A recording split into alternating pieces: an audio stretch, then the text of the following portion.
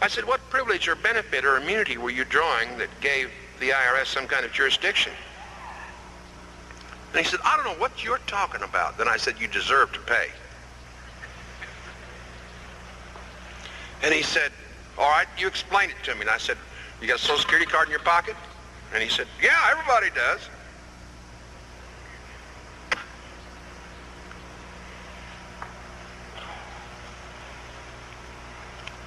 I don't. And he says, you don't? And I said, no. I'm not going to take any benefit, privilege, or opportunity from the government.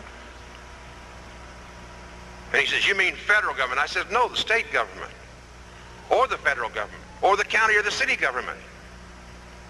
He said, only if you do that, do they have jurisdiction? Only if you do that, do you give up your rights and accept and swap for privileges.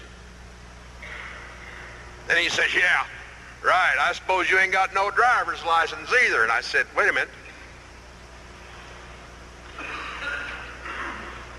As a matter of fact, I don't. And he says, wait a minute, wait to hold it. And he jumps up off the couch and goes running outside and runs out to my truck, my van, you know, and sticks bound behind it. And he says, you ain't got no license plates on your truck, John. And I said, really? I didn't know that. And he ran up to the driver's side of the truck and he looks in, you know, looking for the sun visor, and he's going to pull it down, you see, because that's where the registration is supposed to be. See, it's up there on the sun visor. He looks in there and John, you didn't, your vehicle, it's not registered?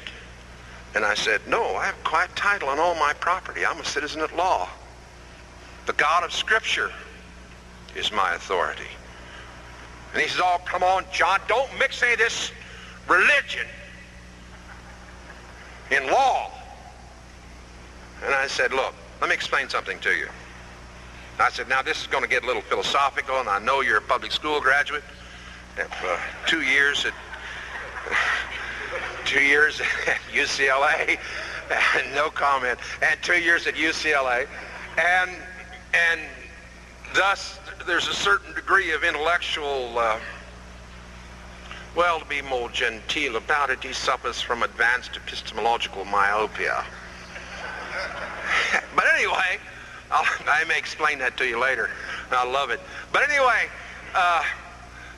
he said, what are you trying to tell me, John? And I said, what I'm trying to tell you, partner, is that you've opted for benefits, privileges, and opportunities instead of rights that come from God. And that all law is religious. The only difference between systems of law is the gods of the dominant religion wherein the law originated.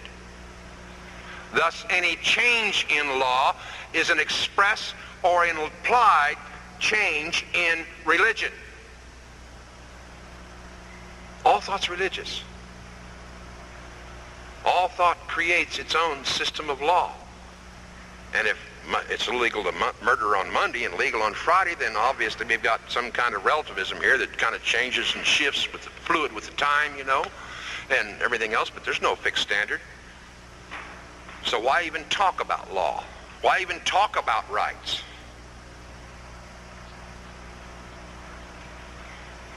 Well, I don't know why anyone else talks about law and rights and the Constitution, but I can give you my reasons.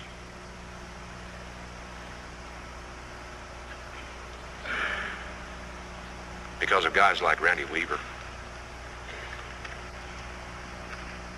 Because of friends of mine that